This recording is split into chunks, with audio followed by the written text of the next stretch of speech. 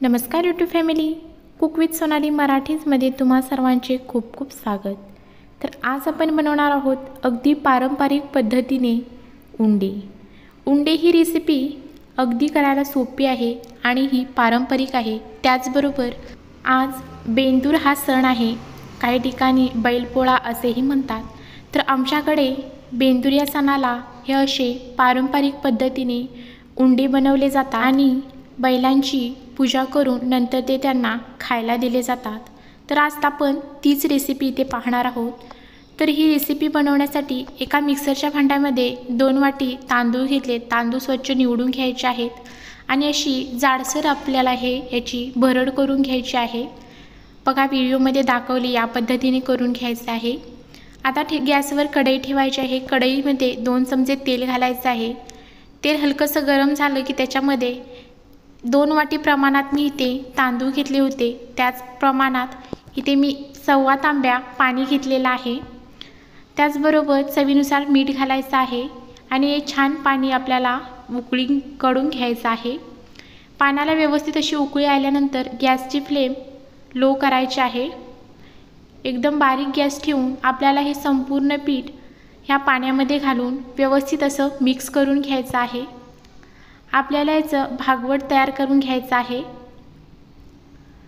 तर इथे तुम्ही पाहू शकता, आता तुम्हाला हे पातळ दिसत असेल, पण जसजसं हे भागवट शिजत जाईल तसतसं अगदी छान एकसंधपणा ह्या भागवटाला येणार आहे। आणि तुम्ही इथे पाहू शकता सर्व पाणी ह्या पिठामध्ये शोषलं गेलेलं आहे आणि आपल्याला ज्याच पद्धतीने हे पीठ आपल्याला बनायला पाहिजे होतं अगदी त्याच पद्धतीने इथे बनलं गेलेलं आहे। आणि तुम्ही इथे पाहू शकता अजिबात कढईला हे पीठ चिकटलं गेलेलं नाही।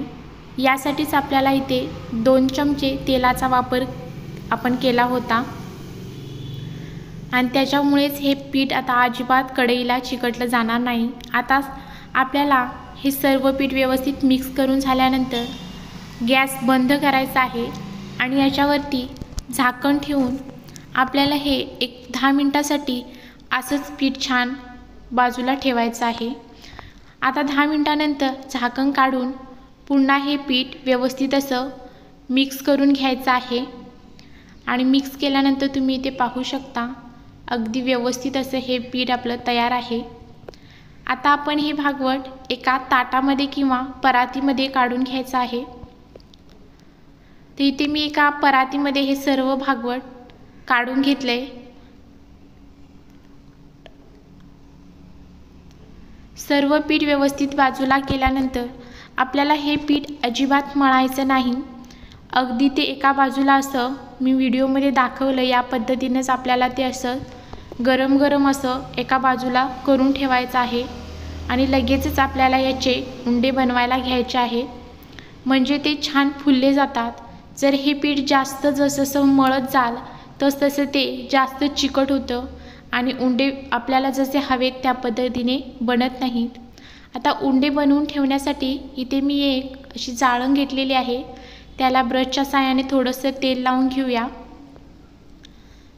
व्यवस्थित सर्व बाजूने तेल लावून घेतल्यानंतर आता एका ताटावरती ही अशी चाळण ठेवून द्यायची आहे आणि आपल्याला आता उंडे बनवायला घ्यायचे आहे।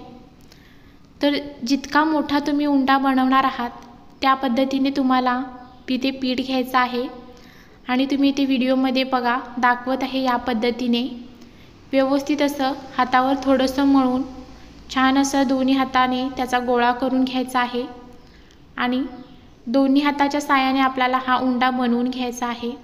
तुम्हाला जर जास्त पातळ हवा असेल तर तुम्ही पातळही करू शकता, पण उंडे हे असे मध्यम आकारावरतीच असतात। पहा या पद्धतीने आपल्याला हे उंडे बनवून घ्यायचे आहेत आणि त्यानंतर आपल्याला हा उंडा असा चाळणीमध्ये उभा ठेवायचा आहे, आडवा अजिबात ठेवायचा नाही, नाहीतर तो सगळ्या एकमेकाला चिकटू शकतात।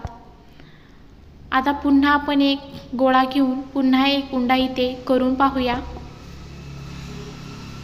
तर सेम प्रोसेस करायची आहे। हातावर थोडंसं पीठ हे मळून घेऊन आपल्याला ह्याचा उंडा बनवून घ्यायचा आहे। बघा या पद्धतीने जर तुम्ही केलात तर ते छान उंडे असे फुलले जातात आणि चवीला तर अप्रतिम लागतात। तुम्ही हे कशासोबतही खाऊ शकता। बघा, या पद्धतीने इथे मी सर्व उंडे बनवून घेतलेले आहेत। बघा किती सुरेख हे दिसत आहेत। आता आपल्याला हे उंडे उकडून घ्यायचे आहेत। आपण ज्या पद्धतीने मोदक वगैरे उकडून घेतो त्याच पद्धतीने आपल्याला हे उंडे आता इथे उकडायला ठेवायचे आहेत। तर पातेल्यामध्ये 1 तांब्या पाणी ठेवून मी छान असं उकळून घेतलंय। आता त्याच्यावरती ही चाळण ठेवून त्याच्यावरती एक झाकण ठेवायचं आहे आणि त्याची वाफ बाहेर येऊ नये याच्यासाठी त्यावरती मी 1 तांब्या पालथा घातला होता। आता हे 15 मिनिटानंतर आपण चेक करूया की हे उंडे व्यवस्थित शिजलेत का। आणि तुम्ही इथे पाहू शकता अगदी व्यवस्थित असे हे उंडे आपल्या इथे तयार आहेत। रेसिपी आवडली असेल तर चॅनलला सबस्क्राईब आणि लाईक करा आणि तुम्ही ही रेसिपी एकदा नक्की ट्राय करा। रेसिपी कशी वाटली हे कमेंटमध्ये नक्की सांगा आणि तुम्ही बैलपोळ्याला कोणता सण करता तेही कमेंटमध्ये नक्की सांगा। धन्यवाद।